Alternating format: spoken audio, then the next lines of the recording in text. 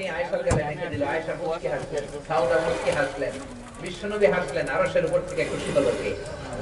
আর জোরে কে? সে আল্লাহ বললেন, গোলাম কি বললাম এত ইয়া আইয়ুহাল্লাযীনা আমানু লা ইয়াসখার কওমুন মিন কওমিন আসা আন ইয়াকুনু খায়রাম মিনহুম। এই সূরা হুজরাতের 11 নম্বর আয়াতে রব্বুল আলামিন আমাদের তিনটা বদ খাসলাতের কথা বললেন। কয়টা? এক নম্বরে বললেন লা ইয়াসখার কওমুন মিন কওম, খবরদার কেউ কাউরে তুচ্ছ করো না,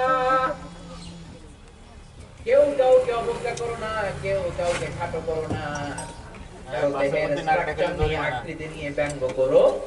অনেকের নাক বোসা আছে না নাই, কান ছোট আছে না নাই, দেখতে কালো আছে না, একই জিনিস বলতে পারবেন কালুর ঘরের কালু, মধুর ঘরের মধু, সিকনার ঘরের সিকনা, এরকম কথা আমরা বলি কি বলি না? বলা যাবে? জোরে বলেন, বলা যাবে? এর কারণ আমার নাক বোসা আমি করি নাই, করছে কে? আমার কান ছোট আমি বানাই নাই, বানাইছে কে? কালুর ঘরের কালো আমি হই নাই, আমার তো চলার ঘরের কালুর ঘরের কালো বানাইছে কে? আমার এক ফ্রেন্ড ছিল সেনেগালের, নাম আব্দুল ফাত্তাহ। মিশর আমি পড়ি, প্রথম আমি কালো লোক দেখলাম। মাগরিবের নামাজের সময় ধোয়া এপ্রিলের 21 তারিখ পৌঁছলাম। আমাদের